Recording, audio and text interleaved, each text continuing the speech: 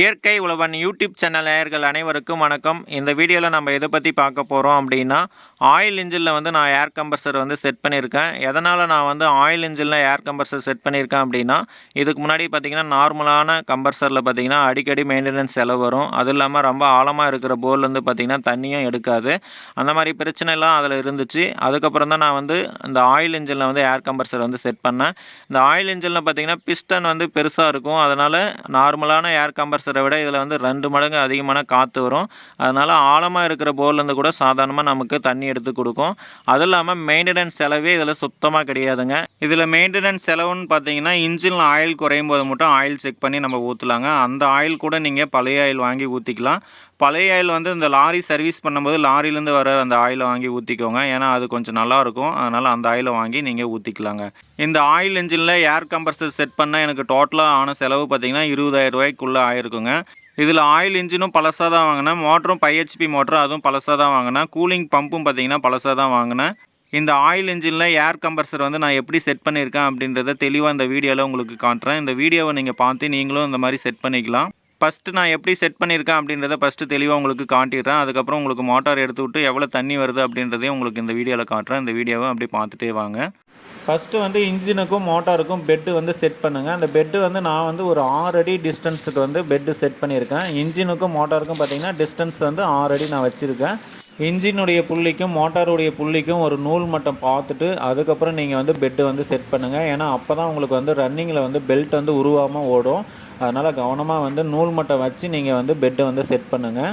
அப்படியே இன்ஜினை கொஞ்சம் கவனமாக பாருங்கள். இன்ஜினில் வர எக்ஸ்ட்ரா ஃபிட்டிங் எல்லாமே நான் வந்து ரிமூவ் பண்ணிவிட்டேன். நமக்கு வந்து பிஸ்டன் மட்டும் தான் இதில் தேவைப்படும். பிஸ்டனுக்கு மேலே வர்றது எல்லாமே ரிமூவ் பண்ணிவிட்டு இன்ஜினுடைய டீசல் டேங்க் எல்லாமே ரிமூவ் பண்ணிவிட்டேன். நீங்கள் அப்படியே பார்த்தாவே தெரிஞ்சுக்கலாம் நான் எது ரிமூவ் பண்ணியிருக்கேன் அப்படின்றத வீடியோவில் காட்டுற பார்த்துக்கோங்க. பிஸ்டனுக்கு மேலே பாருங்கள் ஹெட்டு செட் பண்ணியிருக்கேன். இந்த ஹெட்டுலேருந்து தான் நமக்கு வந்து ஏர் வரும். இந்த ஹெட்டு வாங்குறதுக்கு மட்டும் நான் வந்து ஈரோடு பக்கம் 23 கிலோமீட்டரில் பார்த்திங்கன்னா அரச்சலூர் அப்படின்ற ஊரில் ஜெயாலயத்தில் வந்து இந்த ஹெட்டு வந்து வாங்கிட்டு வந்தேன். ஏன்னா இந்த ஹெட்டு வந்து அங்கே தான் வந்து நல்லா ஃபினிஷிங்காக கொடுக்குறாங்க. நல்லா இருக்குது. அவங்களுடைய டீட்டெயில் வந்து இப்போ உங்களுக்கு பின்னாடி கொடுக்குறேன். நீங்கள் வேணும்னா அங்கே போய்ட்டு நீங்கள் வாங்கிக்கலாம். ஏர் பைப் வந்து இரும்பில் வந்து ஒரு லென்த்துக்கு போட்டிருக்கேன். ஏன்னா சூடு அதிகமாகும் போது நமக்கு வந்து ஏர் வாஷ் நிற்காது. அதனால் ஒரு லென்த்துக்கு நான் வந்து ஏர் பைப் வந்து போட்டிருக்கேன் இரும்பில். ஹெட்டுக்கு மேலே சென்டரில் வந்து ஏர் டூம் வந்து செட் பண்ணுறதுக்கு கொடுத்துருக்காங்க. அந்த இடத்துல வந்து ஏர் டூம் வந்து செட் பண்ணிட்டேன். ஹெட்டில் இந்த சைடு கீழே பாருங்கள், இங்கே ஒரு பைப்பை வந்து செட் பண்ணியிருக்கேன். இந்த பைப் எதுக்கு அப்படின்னா ஹெட்டை வந்து கூலிங் பண்ணிவிட்டு அதுக்குள்ளே இருந்து வர தண்ணி வந்து இது வழியாக தான் வரும். இது வந்து அப்படியே வந்து இந்த ட்ரம்மில் வந்துடும்.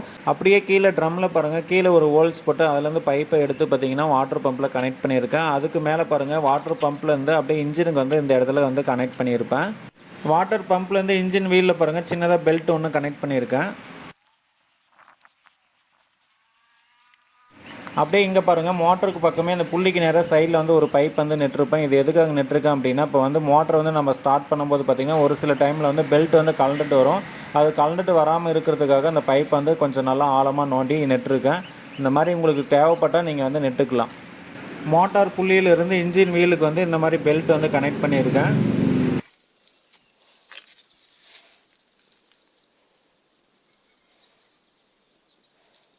இன்ஜினில் இருக்கிற ஆயில் எல்லாமே சுத்தமாக வெளியே எடுத்துகிட்டு வேறு ஆயில் மாற்றுறீங்க அப்படின்னா இந்த இடத்துல நெட்டு இருக்கும். இந்த இடத்துல கழட்டி விட்டிங்கன்னா உள்ளே இருக்கிற ஆயில் எல்லாமே வெளியே வரும். இன்ஜினில் இருக்கிற ஆயில் வந்து சுத்தமாக வெளியே வந்த பின்னாடி திரும்பவும் வந்து நெட்டு டைட் பண்ணிவிட்டு அப்படியே இன்ஜினுக்கு இந்த பக்கம் வாங்க. அப்படியே கீழே இந்த பக்கம் பாருங்கள், இங்கே ஒரு நெட்டு இருக்கும். இதை வந்து அப்படியே கழட்டுங்க. அந்த நெட்டை கழட்டிட்டு அப்படியே பாருங்கள் 2 கோடு கொடுத்துருப்பாங்க. அந்த 2வது கோட்டுக்கு மேலே வந்து நமக்கு ஆயில் வரணும். அந்த அளவுக்கு நீங்கள் வந்து ஆயிலை ஊற்றிட்டு செக் பண்ணிவிட்டு நீங்கள் அதுக்கப்புறம் வந்து இந்த நெட்டை வந்து டைட் பண்ணிடுங்க. இந்த ஏர் பைப்பில் இந்த இடத்துல பாருங்கள், உங்களுக்கு எத்தனை போருக்கு எத்தனை கேட் வால் வேணுமோ ஏர் கேட் வால் வந்து இங்கே செட் பண்ணிக்கோங்க. உங்களுக்கு எந்த போருக்கு ஏர் தேவையோ அந்த போருக்கு வந்து ஓப்பன் பண்ணி விட்டுக்கலாம். இது வந்து எக்ஸ்ட்ரா ஒரு கேட் வால் வந்து பார்த்திங்கன்னா இது வந்து ஏர் ரிலீஸ் பண்ணுற கேட் வால் இந்த இடத்துல செட் பண்ணியிருக்கேன். ஒரு போரில் மட்டும்தான் எங்களது தண்ணி இருக்குது. அதனால் ஒரு கேட் வாலில் மட்டும் ஏர் வாஷ் வந்து கனெக்ட் பண்ணியிருக்கேன். இப்போ வந்து மோட்டாரை வந்து எடுத்து விட்டு பார்க்கலாம். இப்போ வந்து இன்ஜின் எப்படி ரன் ஆகுது அப்படின்றத தெளிவாக உங்களுக்கு காட்டுறோம். அதை அப்படியே நீங்களும் பாருங்கள்.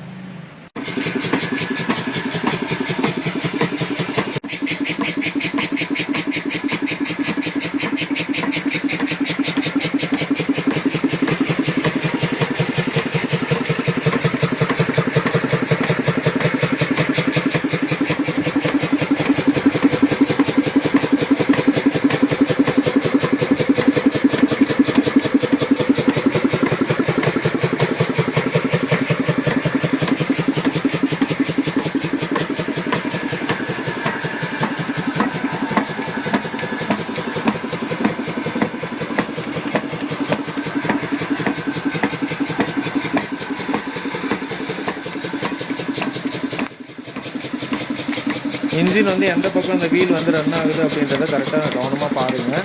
ஏன்னா இந்த பக்கம் சுற்றினா தான் நமக்கு வந்து ஏர் வந்து கரெக்டாக கிடைக்கும்.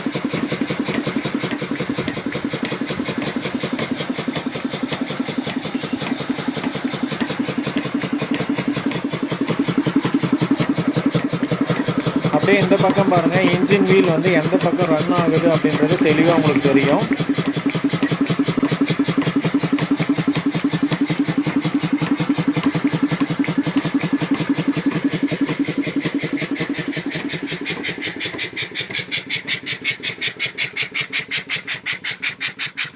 இந்த இடத்துல பாருங்கள், ஏர் வந்து ஓப்பன் பண்ணி விட்டுருக்கேன். எவ்வளோ காற்று வருது அப்படின்றத கை வச்சு காட்டுறேன் பாருங்கள். இப்போ வந்து லாக் பண்ணிடலாம். இந்த போர் வந்து 1000 அடி போர். இதில் வந்து 850 அடி வரைக்கும் ஓஸ் வந்து இறக்கியிருக்கும். இப்போ வந்து எவ்வளோ தண்ணி வருது அப்படின்றத நம்ம வந்து பார்க்கலாம். போர்லேருந்து வர தண்ணி வந்து டேங்க்கில் வர மாதிரி அப்படியே ஃபிட் பண்ணியிருக்கேன். இப்போ வந்து ஓடிட்டுருக்கு. 10 நிமிஷம் மேலே ஆகும் தண்ணி வந்து ஊற்றுறதுக்கு. வெயிட் பண்ணலாம். இப்போ வந்து லைட்டாக தண்ணி வர ஆரம்பிச்சிருக்கு. இப்போ வந்து பாருங்கள், போர்ஸ் வர ஆரம்பிச்சிருக்கு. தண்ணி எவ்வளோ போர்ஸ் வருது அப்படின்றத அப்படியே பாருங்கள்.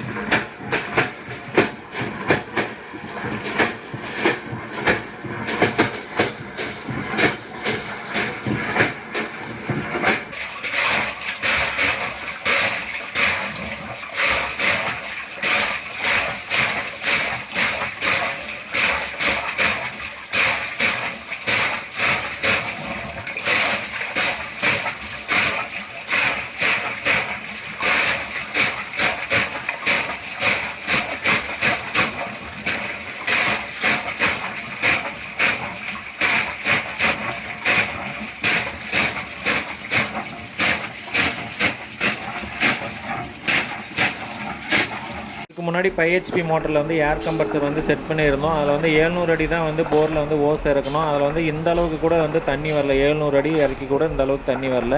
இது வந்து 850 அடி ஆழத்துலேருந்து இந்த அளவுக்கு போர்ஸ் வருது. இதே வந்து 1000 அடி இறக்குனா கூட இதே போர்ஸ் வரும். அந்த அளவுக்கு வந்து இதில் வந்து ஏர் வந்து நல்லா பவராக வரும். இப்போ வந்து நீங்களே பார்த்துருப்பீங்க எந்த அளவுக்கு தண்ணி போர்ஸாக வருது அப்படின்றத. இப்போ இன்னும் கொஞ்சம் நேரத்தில் டேங்க் ரம்பிடும். இப்போ வந்து ஏர் வந்து ரிலீஸ் பண்ணிடலாம்.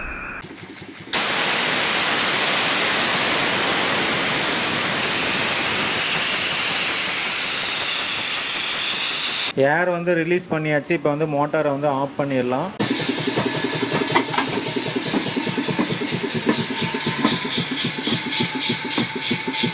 ஆல்ரெடியே சொல்லியிருந்தேன், பிஸ்டனுக்கு மேலே வர ஹெட்டு வந்து ஈரோடு பக்கம் அரச்சலூரில் தான் நான் போயிட்டு வாங்கிட்டு வந்தேன். அவங்களுடைய டீட்டெயில் வந்து பின்னாடி தரேன்னு சொல்லியிருந்தேன்.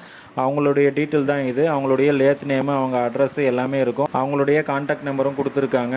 உங்களுக்கு வந்து இந்த ஹெட்டு தேவைப்படுது அப்படின்னா நீங்கள் வந்து 1 நாள் 2 நாள் முன்னாடியே கால் பண்ணி கேட்டுட்டு அதுக்கப்புறம் போங்க. இருக்கா இல்லையான்னு செக் பண்ணிவிட்டு அதுக்கப்புறம் போயிட்டு வாங்கிட்டு வாங்க. இந்த வீடியோவை உங்களுக்கு தெரிஞ்சவங்க எல்லாருக்கும் ஷேர் பண்ணுங்கள். அவங்களுக்கும் ரொம்ப பயனுள்ளதாக இருக்கும். அடுத்த ஒரு வீடியோவில் நான் உங்களை சந்திக்கிறேன். நன்றி, வணக்கம்.